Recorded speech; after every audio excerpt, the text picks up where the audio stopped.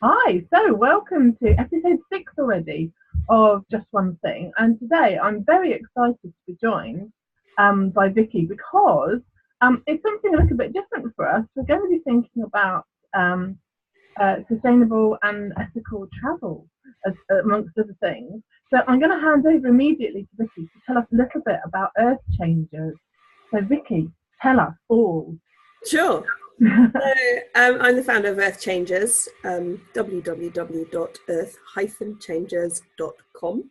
Lovely. And we exist to promote the best sustainable, transformative tourism in the world, and that's transformative both for hosts and for guests. And the purpose of that is to get more money into destinations, community and conservation initiatives. And so really it's tourism that supports the sustainable development goals, things like poverty, water, food, health, education, alternative energies and employment. And so the tourism we feature on the website actually ranges from 5-star luxury lodges, which might not be ideal for the frugal families, but also raw bush camps. And in time, we'll add a lot more product of varying budgets. But the common factor is that commitment to sustainability. And at root, what we're trying to do within that is try and bring some equality where inequalities exist, basically. And the other thing to think about is people don't often realise that our behaviour at home can really impact people on the other side of the world. So for all our overconsumption in this country, for example, what we see, how that affecting Madagascar through climate change, through plastic in oceans, whatever it happens to be. And it's often until you've witnessed that, you don't realise our day-to-day actions and how we can change here our lifestyles, how that can really impact those communities who have less abroad. So that's what we're about, really. It's absolutely fascinating. I've had a lovely look on your website. It's very inspiring, and your story was extraordinarily inspiring. My husband was very lucky because he travels a lot with the army. Right. So he's done safaris and he's done South African tours and things, and he would love to take us. It's one of his dreams to be able to show us the things that he's been so privileged. Yeah. And I think once you've had those experiences, you take that perspective with you forevermore. That changes you. Absolutely. And I think how travel and not just the cost in terms of money, but we worry particularly about air travel. I guess is the thing everyone's very conscious of in terms of fuel consumption and all that. But I think travel is such a tricky one for families because it is a big expense and it's something we probably don't do maybe even every year. It might not be something that people do. And so it's a really important area, I think, for us to kind of hunker down on and think it through a little bit better, because the impact it has is so massive on the family because it might be their only thing they do that year or that every other year, but also, as you say, on the wider impact that travel has on the communities that you then go to visit. And I found your website really interesting to think about that and that kind of wider picture. So I read that you're from the travel industry, so it's totally you. It's something that you've always been involved in. Yeah. And what kept you in that? So, I don't.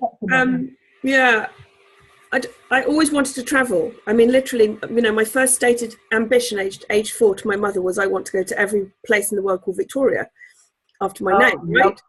So for whatever reason, that was in my head. I'm not quite sure why, and I didn't quite realise the extent of Queen Victoria's, how her reputation preceded her. So, I've got a bit of a way to go still with that one. Have you got a list though?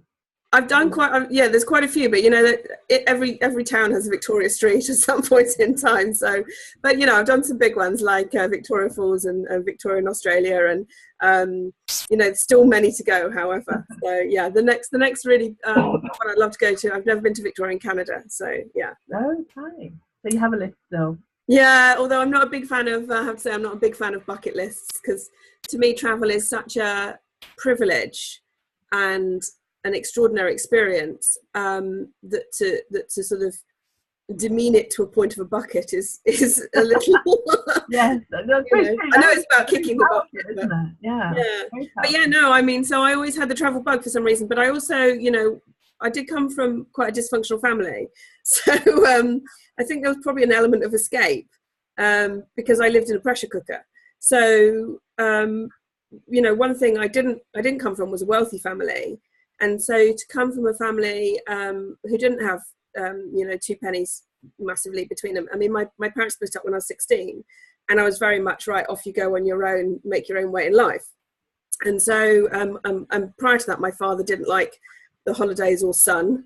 I think probably my mother encouraged me vicariously to see it so she could live through me a little bit. You know, I always remember she talked about reading The Snows of Kilimanjaro when she was at school as a teenager herself. And years later, she bought me a guide to Kilimanjaro and some poles and said, right, off you go.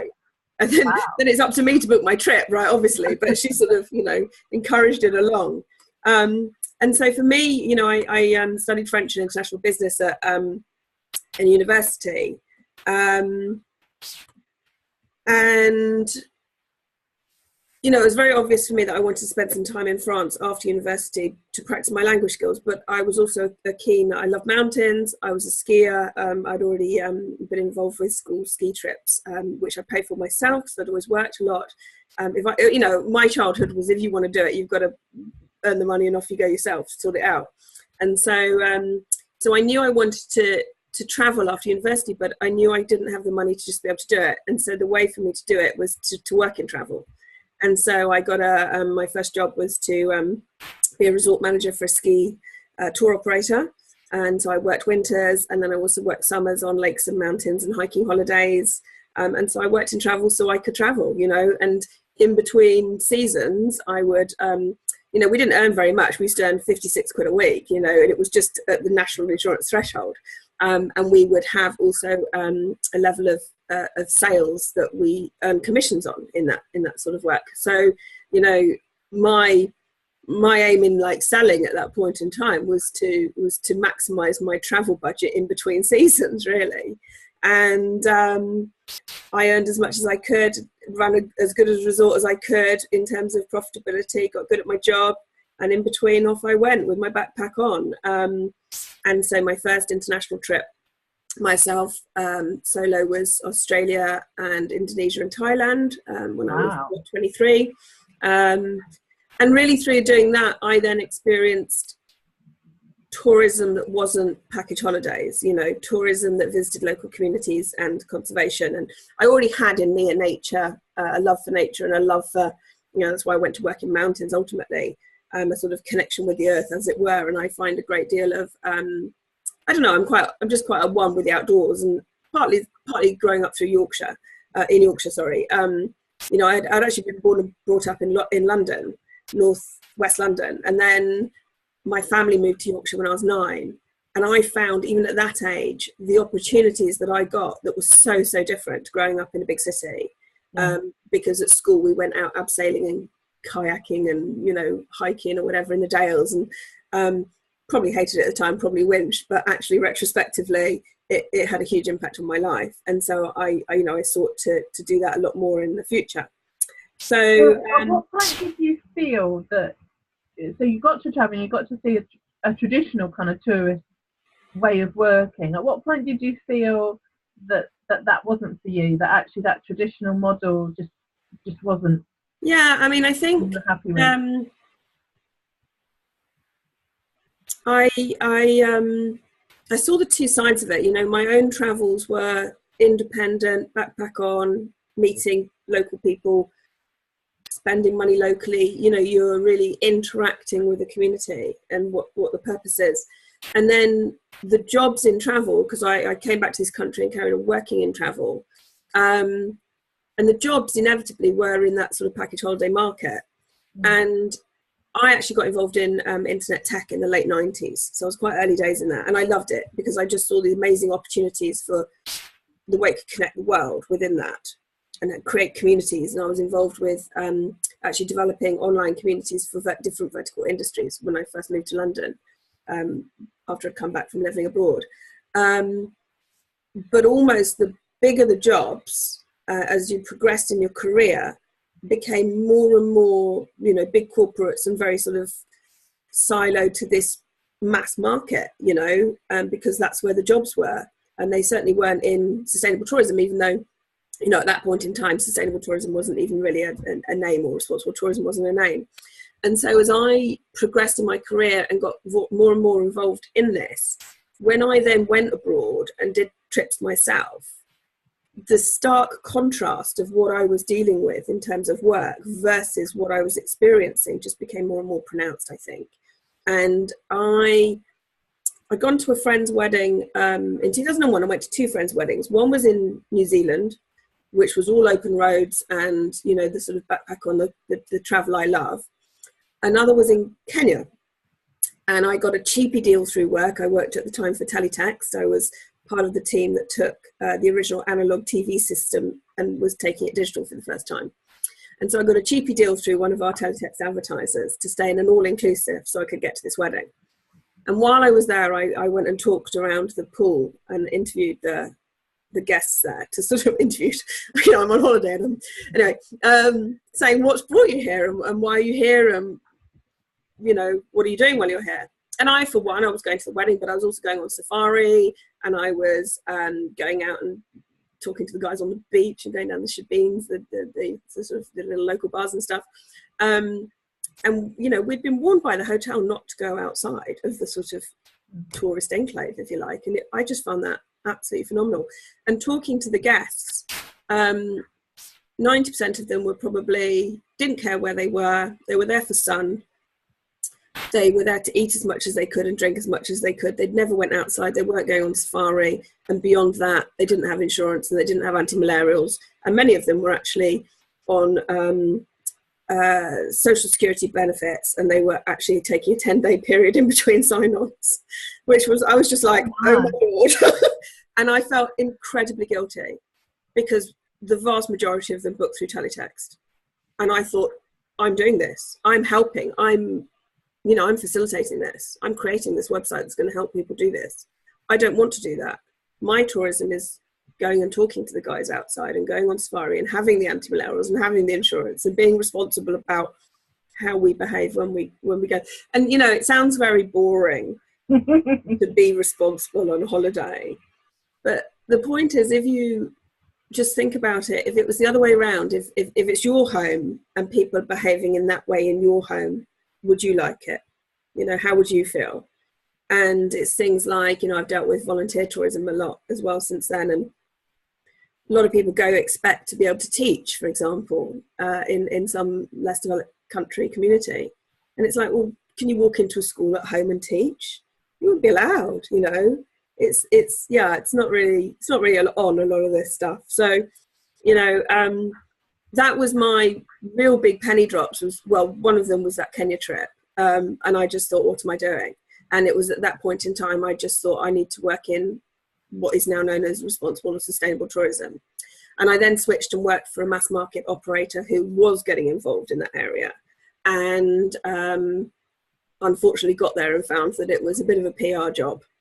And so after 18 months of a very big full-on e-commerce job, I just said to a friend, you know, I just want to go back to Africa. I want to spend some time in Africa. And she's like, well, why don't you?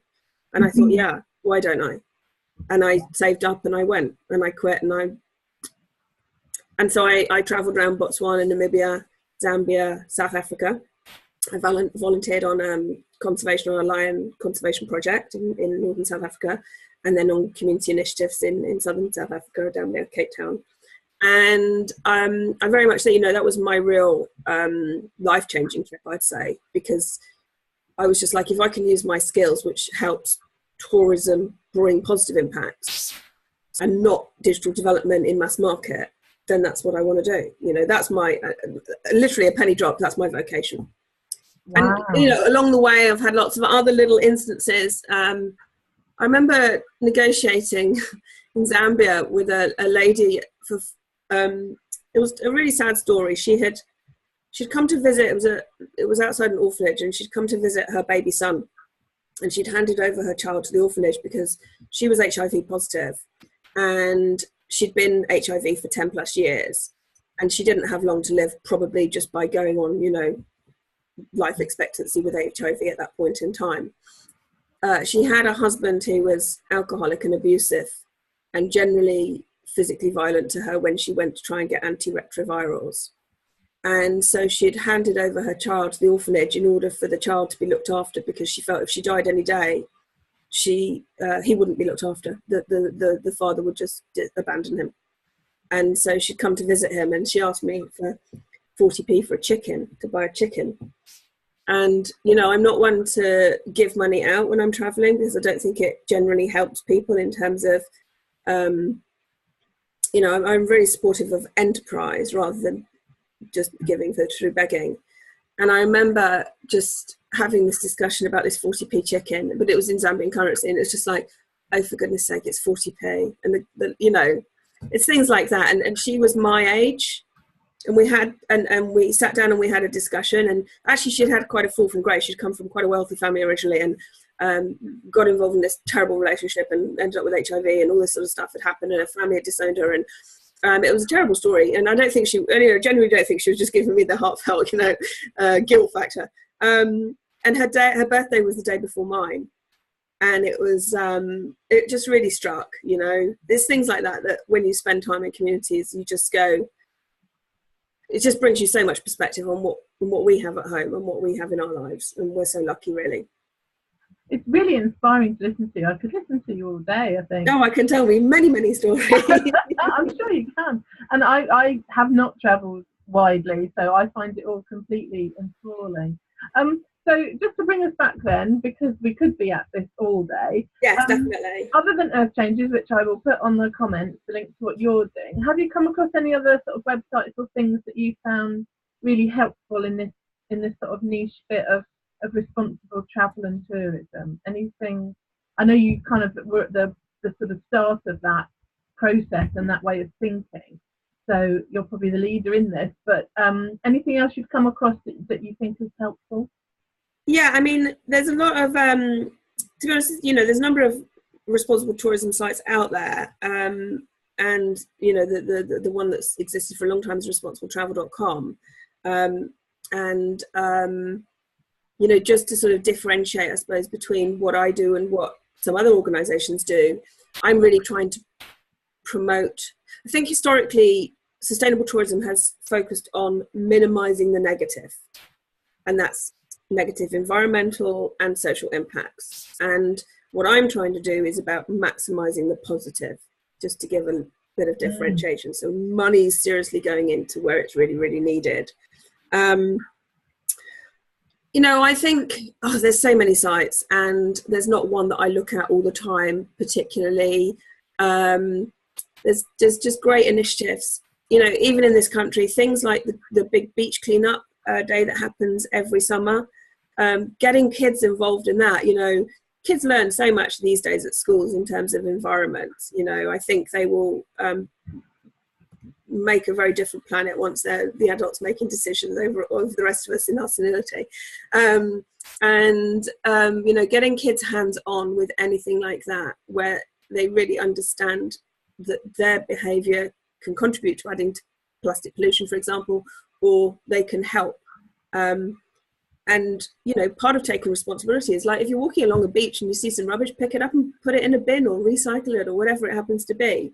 But I'll add to that campaign though, because I'll add the link to that campaign, because that is a really it's a really good one, and it happens all over the world and at different points in time. And you know, all the partners that I work with abroad, they all have different initiatives that involve their guests and communities together to really look after their environments where possible. And I wrote a blog about plastic actually, and tourism, so that might be useful. 5 R's rather than the 3 R's. So refuse, reduce, reuse, repurpose, and recycle. Lovely, I like that one. Yeah, you know, added my own R to the 3 R's. It was actually given to me by someone else, but I'm not going to credit them. I'm going to claim it as my own, which is repair. That's my other one I've added them. But I think, you know, for families and frugal families, there's a lot of frugality which actually goes along with more sustainable behaviour. You know, in tourism as a whole, up until now, what has engaged a lot of businesses in sustainability is the actual business case that, yes, it might require a little bit of additional investment to begin with, but the long-term costs for their energy, for their water, for their waste, for their staff, for their training, for their, you know, customer engagement and retention of consumers, because the holidays are much better quality.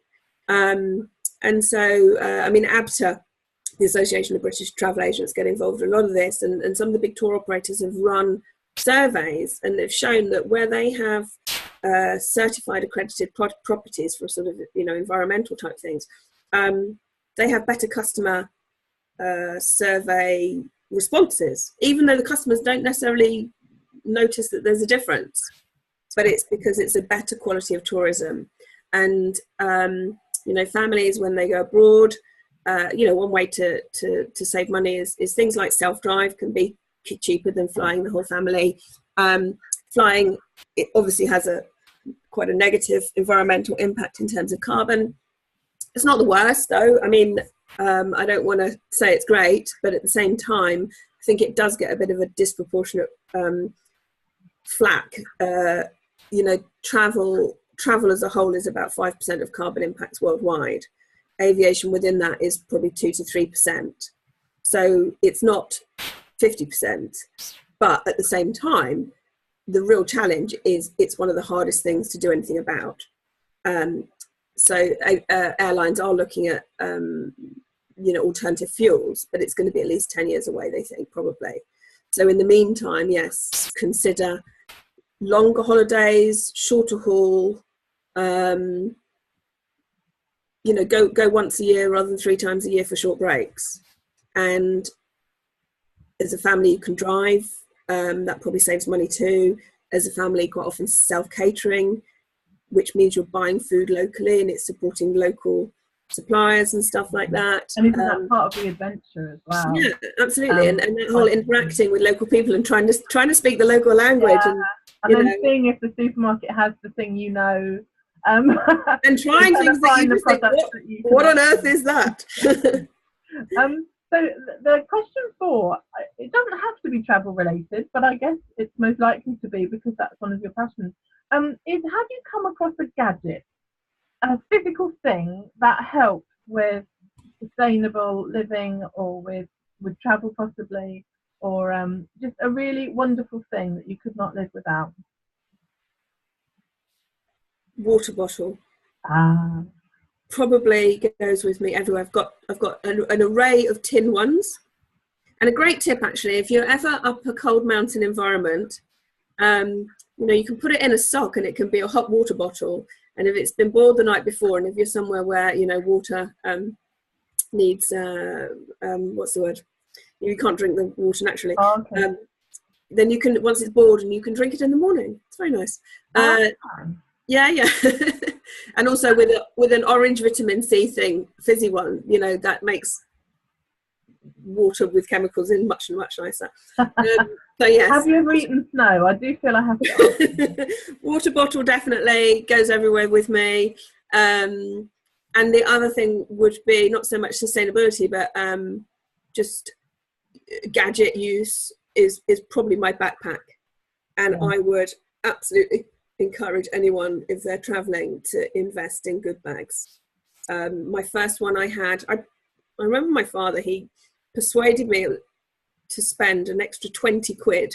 So I was spending, I remember it was 100 quid instead of 80 quid on this backpack, because it was what you call side loading. So it's not a top one, right? And it was, I don't know, you could make it into a suitcase, or you could wear it on your back, whatever. And I thought, really? Do I really need that? Oh my goodness, it was the best investment ever. Such a great bag. I retired it last year, and it's done, you know, 20 odd years, and I was so upset to have to let it go, but it started to get tatty. There's nothing worse than knowing the thing you want is at the bottom. Exactly. Yeah, exactly. I mean, and so when you're traveling, and you know, if you're on the move the whole time, and especially, you know, with me, I'm with work and things like that, I can be. You don't want to pack every day. I mean, it gets seriously tedious.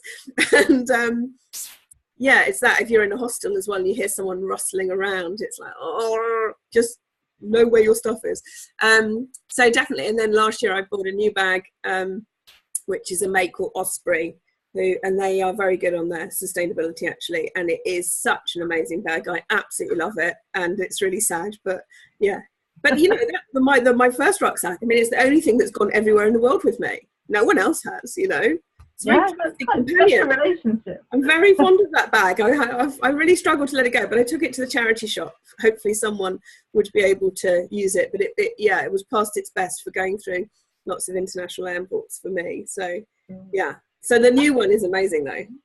Well, I'm sure that one will have just as many adventures with you. So then the last question, the whole sort of purpose of the series and what I was trying to do was to try and help, you know, ordinary people like me, boringly ordinary people like me, who sometimes feel a bit overwhelmed with this whole sustainability and environmentally friendly thing. And we're just normal people, you know, and it can feel like there's so many things I should be doing. I get a bit overwhelmed and I end up not doing any of them because it's all too much. And I wanted to kind of help people just pick one thing a week or one thing a month even that's totally within our hands, that's easy to do. And once that becomes a habit, then we can do just one more thing and just one more thing. So I've been inviting everyone who's come on the series to just share. Can you think of just one thing that people could do that would have that positive impact? Yeah, hopefully not going to repeat something that someone's already said. And like you say, I think it's a case of, you know, you bring something in and you do it for a month and it becomes a habit, and then you add the next thing and then you add the next thing. So I was trying to think of something that applies equally to home or away. And I would probably say avoid chains, and whether they're chain hotels or whether they're chain restaurants or whether they're chain supermarkets. You know, that's the negative side, is avoiding that. The positive side is buy local, little and local. Supports the people, supports the supply chains. More often than not, it's a better quality, quite often organic, what have you. It's hard at home because, you know, you don't really want to go to 10 different shops. But if you've got an option of supporting a local retailer over something, because the thing with chains is all the margins just disappear into the top cat's profitability. It's not normally affecting the people on the ground at that place. They're not getting to see so much of the profit from that. So if you put money into local shops, it's supporting your local economy and it's supporting the local people. Totally, I love that one. We've actually worked really hard. In our local town, we've had some of the bigger shops change hands and move on, and we get really negative backlash about that the town's dying, and I kind of took offence at that because I really love it, and so I made a kind of mission to use it as much as I could for as much of our daily kind of needs. And every time I use it for something, I've been keeping a little list of what you can get within our town. I've been a little bit blurry with the edges of how big I'm going to go, but it's amazing actually if you pay attention and if you try hard. You can get, we can get most of what we need. I would say at least 85% of what our family needs we can get locally. And as I've built relationships with those people and got to know those organisations better, I get really good customer service. Our local tea shop, which I try to support, I've introduced other people to. If I'm poorly, she'll come on her way home from work and deliver cake if she feels that we're in need of cake. And no one else is going to do that. So that's really nice. Our local school uniform shop, she rings me up when something comes in the right size and says, "Oh, you're still looking for this?" One of the kids, and all those sorts of things are just really powerful. And I think, and so often we think about our spending being just an economic thing, and we don't think about that has a social impact. You're describing, a more enhanced sense of community. Absolutely. Just because of where you're spending money. Absolutely. And I often just think, gosh, I wish we could go back to having the original village butcher, baker, grocer. I'm like everyone else. I hit the supermarket and then I'll feel terribly guilty and think I could have. So what I'm trying to do is, when I've just got to pop out for an odd few things, is go to the local shops for that. And sometimes yes, I'll do a big shop and it'll be in the supermarket, but because also the supermarket, everything comes in plastic, you know, and I really hate plastic waste. And if you buy locally, you know, you can actually get things in paper, or you take your own pots, or take your own, you know, yeah. Okay. That's a really good one, to shop local. I like that one very much. Well, thank you, Vicky. It's been lovely to talk to you. I'm so thrilled. And you're one of our wonderful women. Yes. March, so we'll watch out for that as well. And I'll tell some different stories on that one. I will put the link up as well for that one when it comes. And I do just have to mention, because I don't know if it's on the video from which you see, that your necklace, I mentioned before we started filming, is actually your logo off my chest. Changes. Oh, I think that's wonderful. Thank you. I'm not sure my logo lends itself to jewellery. I didn't follow that through. No, well, I know it wasn't the plan when it was designed, but and the logo, what it stands for is it's about the heart and the soul of tourism, and it is both looks like a Google place marker, okay, a map place marker, but also a person possibly praying, if you can see that sort of thing, because a lot of the destinations I deal with, we're all about adventure and connection. So there's a sort of spiritual element to it, if you like, connection with nature and stuff, and it's one continuous line to represent the interconnectivity of everything on Earth. Oh my goodness, that's quite something. There we go. There's a whole blog about it on my website. I'm definitely going to link to that. It's so exciting. Again, thank you so much for your time today, Vicky. No, thank you. To listen to your, I've lived vicariously through you and travelled. Well, my mother does. Yeah. Oh, well, she's onto something there. It's been a real joy. So thank you so much. Thanks so much. Bye bye now. Take care.